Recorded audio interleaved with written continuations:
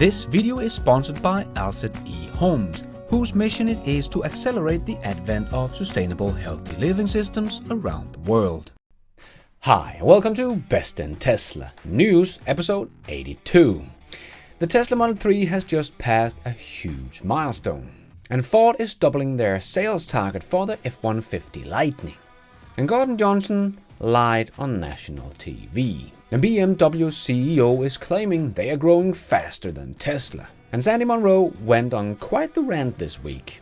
And the Model Y has just started deliveries in Europe.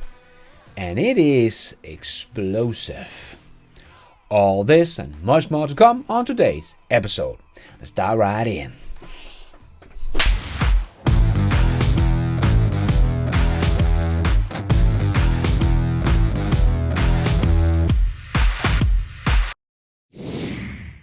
Let's put our living stereo stylus in this groove.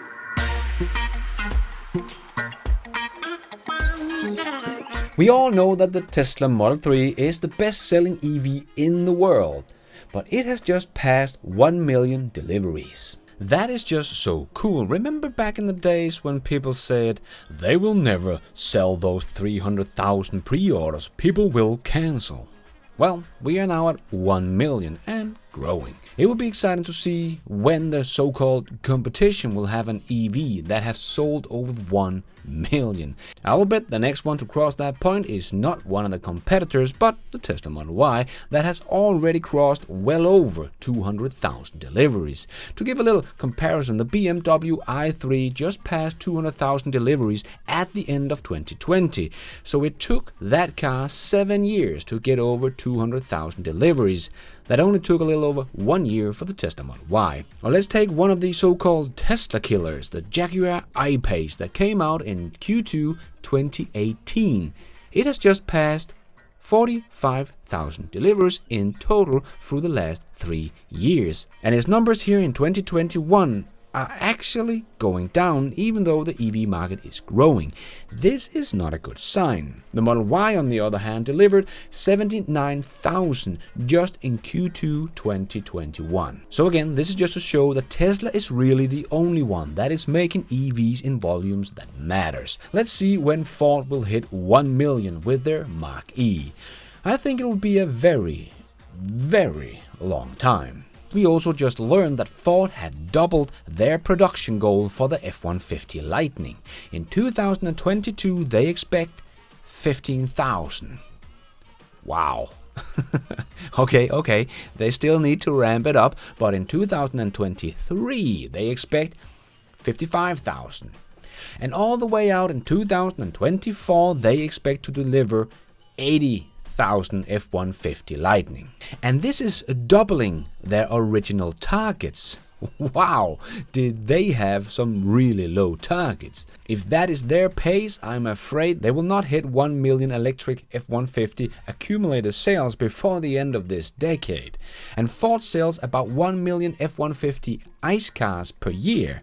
Well, I guess Jim Chanos and Bob Lodge were very, very wrong about the big boys that were coming, and they could just scale up production of EVs like it was nothing, because this was their advantage. They knew how to mass produce cars, something Tesla didn't know.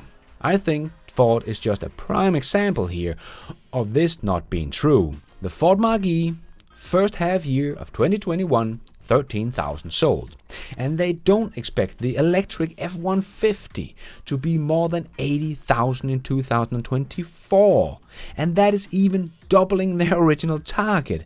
This is just embarrassing. I am no longer in doubt that the Cybertruck will simply be the last straw that will kill Ford. This is just way too slow for them to survive. But alas, Tesla will never sell that 1.3 million Cybertruck pre-orders. People will cancel. Yeah, just like the Model 3, right? And as I made a whole video about, the F-150 Lightning is a great electric pickup truck. Ford even said it themselves, it is the best F-150 they have ever made. And they will only make them in these small numbers. Yeah, talk about an Osborne effect. Combined with the Cybertruck coming, yeah, there's just no surviving this one, Ford. I know Jim Cramer just said that Elon's Cybertruck will be a disaster because it's just too ugly. I think this is going to be one more of those famous bad words from Jim, just like these ones from Bob Lutz. The Model Y, I think is terminally ugly. I don't know who's going to buy that. It's another one of these humpback things like the Model X. It's neither a sport utility nor a sedan, and to the extent it sells, I don't think it's going to break into a new segment. I think the sales will be largely substitutional to the Model 3. Yes, that didn't age well, Bobby. But speaking of deliveries, the Model Y has just started deliveries here in Europe. And it is off to an absolutely insane start. They started deliveries in Norway on the 24th of August, but already by the 26th of August, with only 3 days of deliveries, the Tesla Model Y became the best-selling EV in Norway in all of August. Now that is a pent-up demand getting released. And this is just the beginning of the European invasion of the Model Y. We are going to see this in many other countries as the numbers starts coming in. And we have more ships coming to Europe from China in Q4 and hopefully starting production in October at the Berlin factory.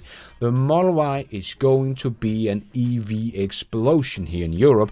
It is just the perfect family electric car, and it will be dominating the European EV market, just as we have seen in the US, where the Model Y is now the best-selling EV, taking over the Model 3's domination. But that will of course still be the second best-selling EV by far, just as we can also see here in the US. And Joe Tachmeyer tweeted a picture of the first Model Y pre-production has been made in Giga, Texas. Oh yes, it is happening. We are getting real close. This will be huge. But I guess Volkswagen will not be delivering as many BEVs as promised, because they continue to stop production lines. As Volkswagen said, the continuing limiting supply situation for semiconductors continues to cause significant disruptions in global vehicle production across all manufacturers. Well, it seems like Tesla is doing quite all right. And why is it that it's always the BEV's production line they are stopping and not the ICE production line? Volkswagen will stop the BEV manufacturing in Zwickau and Dresden, which is making the ID3, the ID4, the Q4 e-tron and so on. I guess they would prefer to continue the sales of their ICE car that are actually making the money. And then they can actually stop the production line that are losing the money. This is great, and then just blame it all on semiconductors, and no one will ever know if it is production problems or demand problems. Brilliant. But we do have the production numbers from Tesla China, and it's looking good. Gigafactory 3 produced 37,052 cars in July, a new record.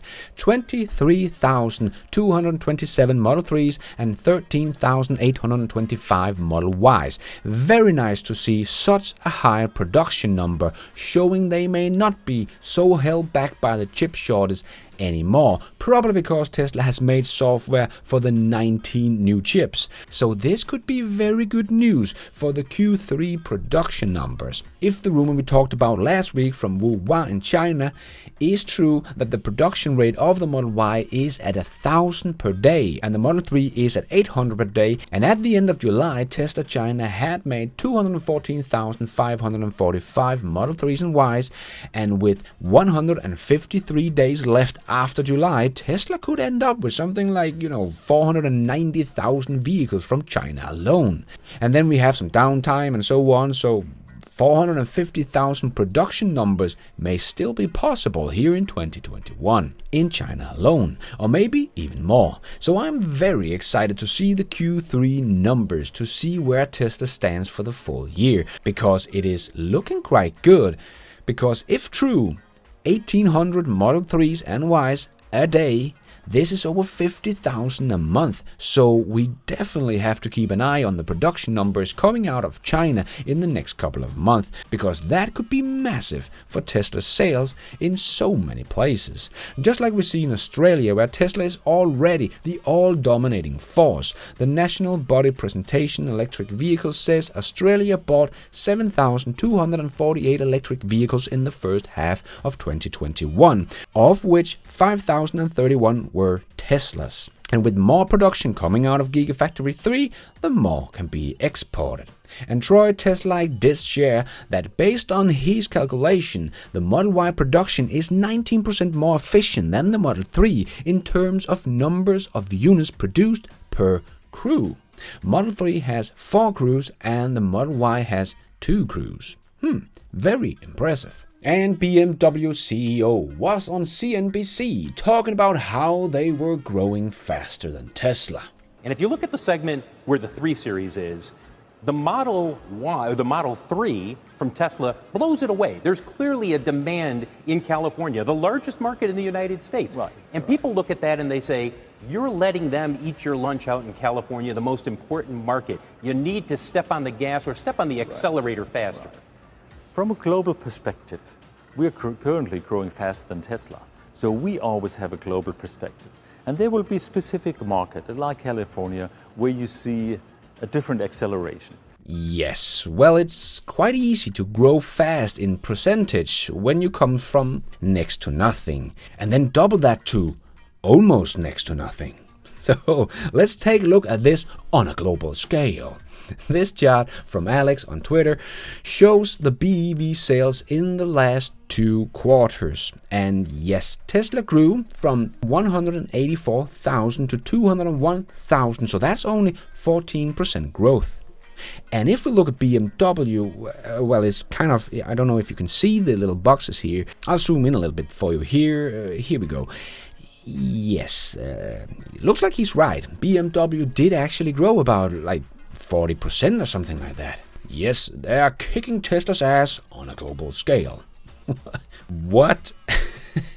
And we have seen how fast BMW is scaling up their EVs, like the BMW i3 we just talked about in the beginning, that only sold 200,000 in 7 years. And sure, they just grew 40%, but Tesla's growth of 14% is pretty much in volume as many EVs as BMW's entire sales of EVs in Q2 with their 40% growth on a global scale.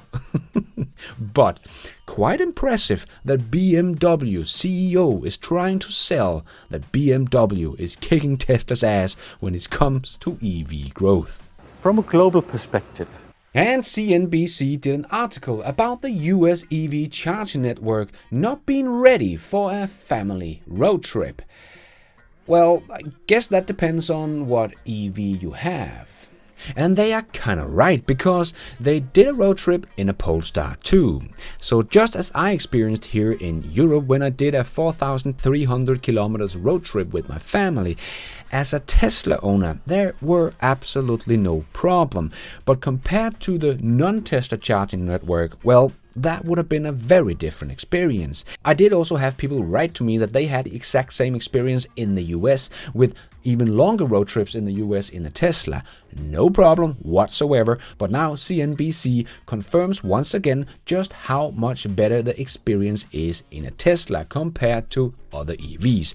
So even though the Polestar 2 is a great electric car, it does not have the Tesla charging network, and it does take longer to charge as well. And CNBC did talk about it take up to 45 minutes to charge the car to full, but they do the big mistake of charging their Polestar to 100%. If you are an EV owner, you will know that charging from 80 or 85 to 100% is not really recommended on a road trip because it takes too long for the mileage you get. So their charging time is crazy long, like 37 minutes or 41 minutes and so on. We did not even once charge that long on our 4,300 kilometers road trip here in Europe, unless it was lunchtime or something like that, of course.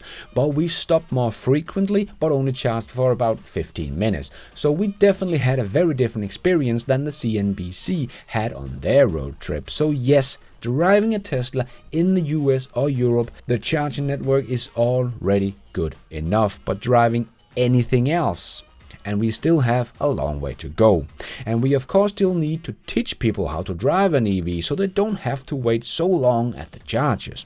But this is also why I'm saying we need Tesla to help with the massive increase in the charging network, because no one else is doing what is necessary to make sure every EV owner will have the same great experience you get with a Tesla. And we need that if we want everyone else to switch to EVs. First stop, and sadly it's not the Tesla supercharger. Look at that, they've got shade.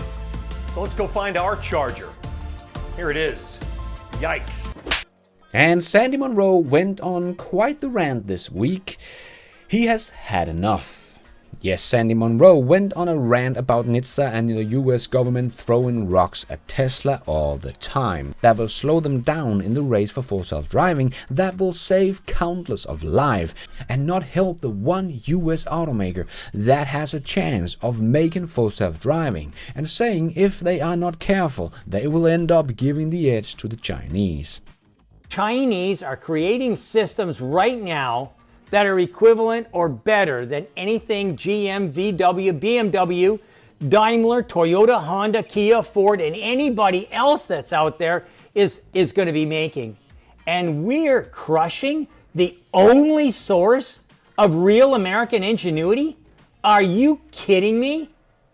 It's about time that we stop coddling the hometown boys who decided on their own that, oh yeah, we'll just sit around and make a lot more profit with our ICE vehicles because we all know that 2045 is the year that maybe there might be some uptick in EVs.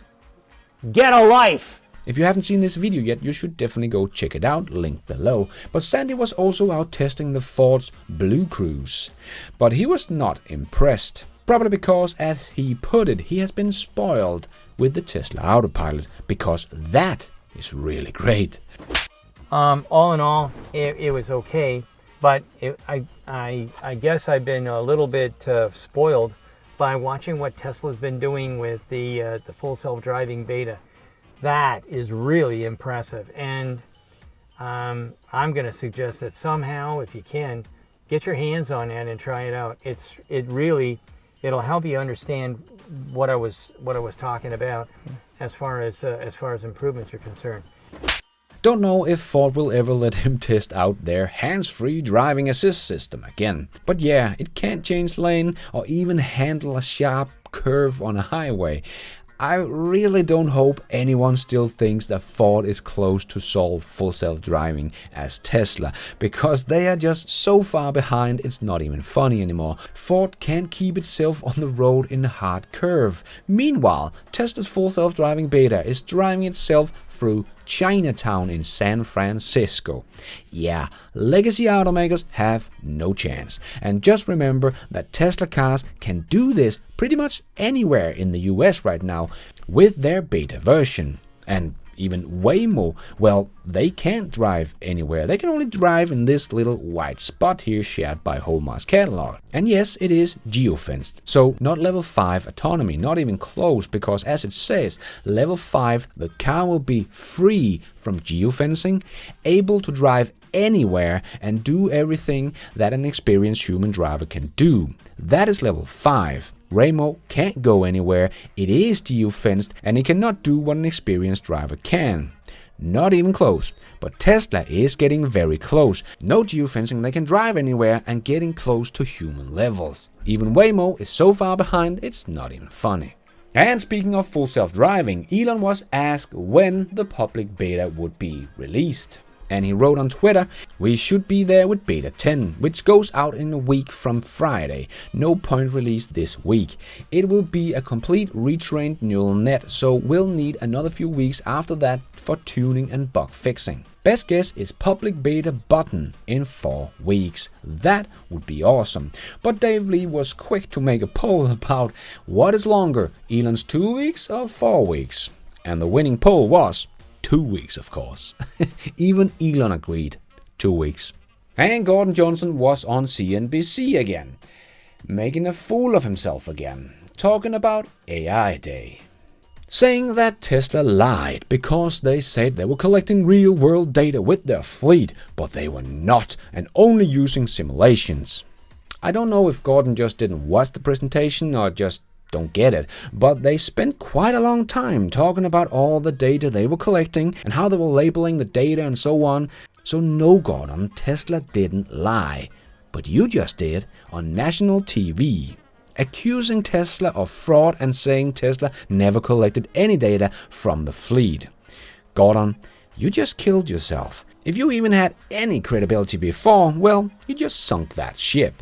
You just lied and accused Tesla of fraud on live national TV, when everyone who actually saw the presentation know that was not true. Man, this guy is either getting very desperate or is dumber than I thought. And just before AI Day, he was also out lying about Tesla, saying that Tesla's solar roof was fake. So fake, there is a lawsuit about it. Sorry, Gordan, but now you're just stumbling in the dark, my friend. Here is just one picture from Weedle & Sons Roofing of a Tesla solar roof they have just put up. Just one. A real roof, Gordan. There is nothing fake about this solar roof. Just yet another lie on live national TV. Well, it was nice knowing you, Gordan, but you just made professional suicide, my friend. And Alset Ehome, the sponsor of this channel's revenue, was up 142% in the first half of 2021. Mostly because of strong performance by their real estate and biohealth. And Nasdaq.com also had a great article about Alset where they wrote, "We usually like to see fairly high levels of insider ownerships.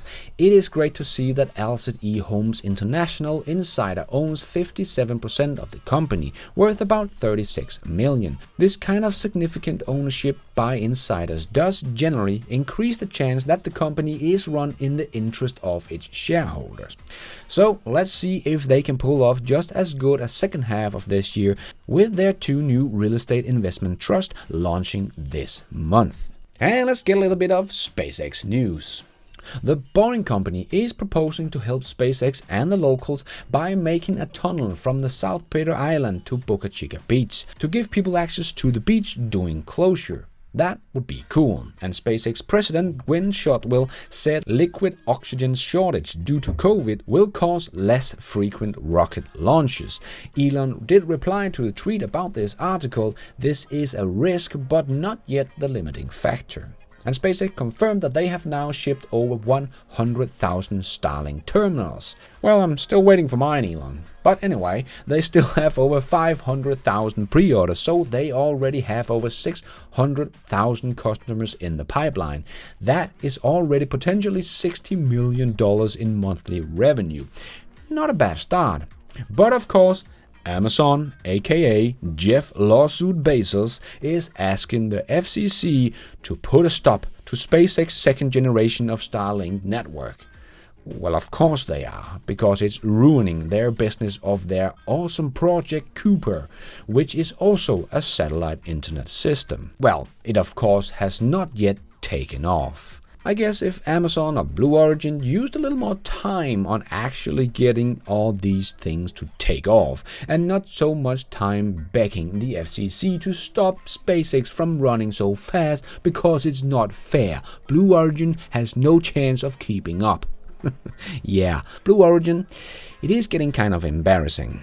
Even Musk was back on Twitter taking a few swings at Jeff. Turned out Bezos retired in order to pursue a full-time job filing lawsuit against SpaceX. Jeff who? Well, it's Bezos. Jeff Bezos. They call me 007. 0 orbital rockets, 0 NASA contracts, 7 lawsuits at any time. And let's squeeze in the last short news topics into this news show. Yes, it's time for the Tesla shorts. Mazda is about to launch their little EV, the Mazda MX-30, in the US in October, only in California though, but I think this little car will only take sales from the plug-in hybrid because it is a very small range. 100 miles EPA for $33,000. That is actually less range than the EV1 in 1999. But it is a nice little city car though, but that is pretty much it. And the sales here in Europe are far from impressive. About 3,500 so far in 2021, compared to Tesla's Model 3 that has sold over 50,000.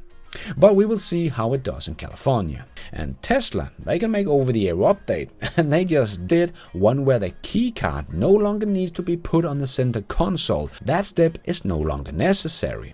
Nice. And we did see pictures of the Gigafactory 5 in Texas that are actually building the shape of the Cybertruck with the windows in the factory. That is just very cool. And Porsche did apparently fly a Tesla Model S Plaid to Germany to reverse engineer it. Not a bad idea to understand how you really make a performance electric car. And I even talked to a guy that is working with selling cars that Porsche's software is just very, very bad. They have had trouble with Porsche's software for years, and they of course can't make over-the-air updates, so this is just a big frustration with these luxury cars that have bad and faulty software that just really never get fixed. And speaking of software, the guy who claimed Daimler would show Tesla, Apple and Google how software is done is leaving the company. Yeah, software is hard and good software is even harder. And Profoc 2 has arrived in Texas, getting ready to dig some tunnels. Back in March, reports from Texas emerged stating that the brand new Tesla Model Y had caught fire and took down a garage as a result. The news spread in social media quickly with Dallas, Texas TV, even noting that the blaze, which everyone saw all over Dallas, was caused by a Tesla basically exploding. But surprise, surprise, they have now found out it was actually the house that caught on fire and burned down the Tesla. And Tesla already has job listed for the humanoid robot on their website. They are not wasting time. And Rivian has filed for IPO and is seeking a roughly $80 billion valuation. That seems kind of crazy. $80 billion before they have made as much as a single car. And they want to be valued higher than both Ford and GM. That seems a little high to me. Even Elon thought this was kind of high. And I did tweet about the ID3 fire last week, but didn't report on it on the news show because I just wanted to see how many headlines around the world this EV fire took. And the answer is none. Of the mainstream media has reported on this ID3 that bursted into flames in the Netherlands. Had this been a Tesla, they would have been all over it. And Lucid is splitting its first Air Dream Edition into more than just one car. I think they could not make the EV with over 500 miles of range and the big performance of 0 to 60 in 2.5 seconds, all in one car. So to make sure they can still deliver a car with 500 miles of range and a car with a 0 to 60 in 2.5 seconds, they had to make two models. And do you want two free stocks? Yeah, I thought so. If you use the link in the description to open a new Webull account, you'll get one free stock valued up to $250 just for opening the account, and another free stock valued up to $1,600 if you found your account with at least $100. And it will of course help support this channel as well, a win-win for the both of us. And you do have a chance to invest in both Bitcoin and Dogecoin with Webull as well. Enjoy! And before we end off with a bit of fun, I just want to make a quick shout out to my new patrons and members of this YouTube channel. Philip Osell, Thomas Rett, Phil Spielman, Bert Harrison, Mark Rusher, Barntown Children's Book, Gerhard Leppel, What Graphics, and Joe Gaber. And I thank you for watching, members. Royson2, Stephen Rosen, Ralph, Bruce McKean, and my Be Nice and You Are member, Stephen Hammond, Offer Friedman, and my best in Tesla superhero, Michael Loven. Thank you so much for all your support. I am doing this all by myself, but you guys are all the producers of this show. Thank you. And let's end off with a bit of fun. And we have heard from many that have tried the Plaid Model S that it is the ultimate roller coaster ride.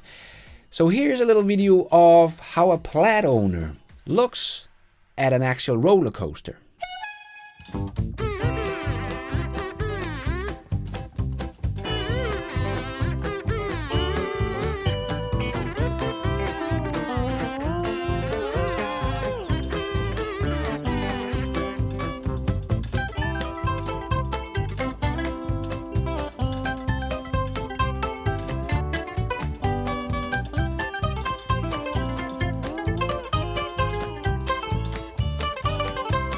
that is all we have time for in this news show. Hope you enjoyed it. If you did, don't forget to hit that like button. It really helps this video out a lot so others can find it here on YouTube. And if you did like it, maybe you want to consider hitting that subscribe button and notification bell so you don't miss out on future videos just like this one.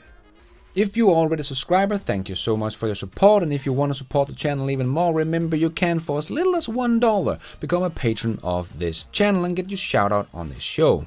You can also become a member of the YouTube channel to get a shout out and some extra perks. Hit the members button to find out more. And don't forget to follow me on Twitter. I tweet all the news as it comes out and more.